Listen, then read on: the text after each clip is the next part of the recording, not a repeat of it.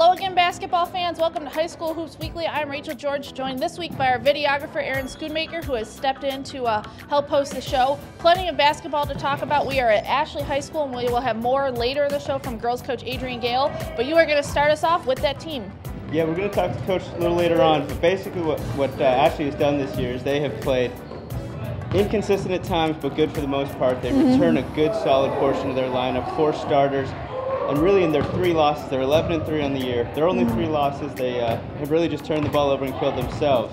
They finished 6th in the holiday tournament and really have just gone on from there and really improved their game. They are coming off a win Friday night, beat New Hanover in a 1-point game. 4 players averaging at least 8 points per game. They're very consistent, top to bottom of their lineup, and really they can go as far as they can take themselves. The only thing that they can do to lose is to beat themselves. Yeah, absolutely. And you mentioned those 4 players, Jasmine Kelly, Kelsey Hopper, Ashley Altman, and Crystal Harrell. Like you said, all over 8 points. And certainly this is a competitive conference, so to be 2-0 already, a good start for them. Another team that's 2-0, Laney, starts 8-4, still unbeaten in the conference, has beat Hoggard and Rose, which is a good start for them.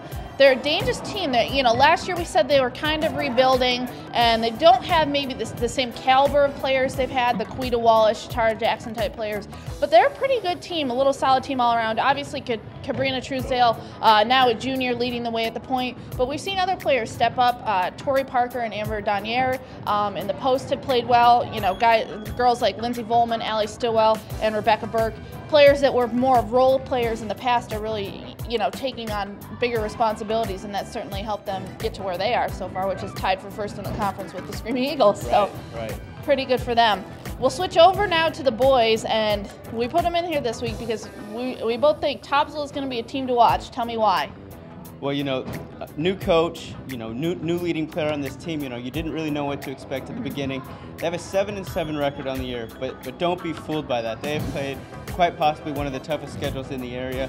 It's a smaller school. They've played Hanover twice, fell both times, played Hoggard twice, lost both times, but that second time they improved by 10 points in their differential margin. They've split with Ashley. They've played Pender very closely in a 2-point game there. And then their one conference loss, they're 3-1 in conference, and that was to East Dukeland, who we know was the regional championship last year. So toughest schedule around, in my opinion. It's really boding well. They're a 500 team, 3-1 in the conference, and this is a team that lost their leading scorer last year. They lost Cannon Roos, and his not so little younger brother has really filled in for him. He's one of 4 players on the team, averaging over 7 with over 6 rebounds. So this is another team with really good balance. 4 really good, strong players that can score, that can rebound, that can really move the ball well. Yeah, and certainly Jeff Gainey, taking over for Coach Rodney, or last year was one of the best years that Topsville's had in quite some time. But Cannon Roosin graduates, and his nearly 30 points a game go with him. But to have guys like Tyree Blakely, Elliot Matthews, Will Thomas, and Connor step up, they're really going to be a team to watch in a new conference in the 2A East Central this year. I would definitely keep an eye out on them. Absolutely. Another team, I don't want to say we've been surprised. I'm never surprised when this team is good, but New Hanover is off to a 9-4 start, 2-0. Lost to Jacksonville in a non-conference game on Monday by 14, and it might end up being a great thing for the Wildcats. Talked to Coach Kirk Angel this morning, and he said, we've got kind of a younger team. There's 2 seniors, Cole Daly and Detuan Rogers. Those 2, along with point guard Freddie Jackson, who's a junior, are really leading the way, but kind of that was a little bit of a wake-up call.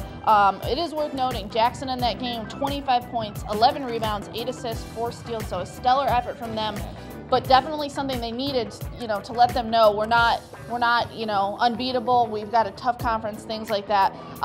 Again, kind of a balanced thing, less so than these other teams, but those 3 guys I just mentioned are doing pretty well. Cole Daly, 18 points, Detuan Rogers, 15, and Freddie Jackson, 13. And the thing that Coach Kirk Angel has been surprised with is he's got 2 sophomores, Mike Hickey and Thomas Johnson, who've been playing regularly. And stat-wise, we're not seeing them contribute as much, but they're really giving the bigger guys a spark, or the older guys a spark. So certainly good things coming from them if they can keep things going the right way. Absolutely, and that's going to be a conference that's really going to be competitive throughout, top to bottom. That's going to be competitive. And so if you can get that younger help from those sophomores, that's really going to go a long way, especially down the stretch. All right, we are joined by Ashley girls coach Adrian Gale. Her team now 11-3, 2-0 in the Mid-Eastern Conference. 6th place finish in the Time Warner Cable Holiday Classic. I know you weren't happy with them, but how have they been doing since then? I can't say that I'm not unhappy with them. Right. I'm a little disappointed in the way the games turned out. We played decently through the tournament. You know, we lost one in overtime, Right. and then lost by 3 to Laney. And on the last day, they were a little tired from the overtime, and then an emotional win beating Hoggart. So, you know, we wish those results could have been a little bit different, but not really, you know, too upset with them. Right. Off to a 2-0 start in the conference, and this year really could be wide open with the parity between the teams. How important was it for you guys to start off well, you know, before you have, you know, these weeks of, you know, just one game a week? Oh, it was great. I was actually talking to one of my seniors, Kelsey Hopper, the other day, and with the conference only having, 5 teams besides yourself in it, you know, we were like 10 games, you know, and she's like, oh my God, I can't believe we don't only have 10 games in the conference. It's like, not that you don't have the stress that everyone's important, but everyone matters. All of them count, and, you know, to have a 2-0 start is great, and we just want to continue and go on from that. Yeah. We were talking about you guys returned 4 starters this year, and all 4 of those girls are averaging 8 points or better. So you guys are really balanced. How has that been helpful to you guys to, you know, not have opponents be able to key on one player, but to be able to spread it around? That's been our asset, I think. That's our most valuable asset, is that we are well balanced, and a scoring attack is not just on, you know, one person or focused on 2 people, but we can spread the ball around, and a lot of different people can score for us. And, you know, that's what we say. You know, let's try to how we motivate our girls. Who's going to guard you? Who are they picking to guard today? Right. Because of our well-balanced team. All right, well, thank you, Adrian. Certainly good luck for the rest of the way. Be sure to join us next week as we look at more basketball from around the area. But for this week, this is Rachel George for High School Hoops Weekly on StarNewsOnline.com.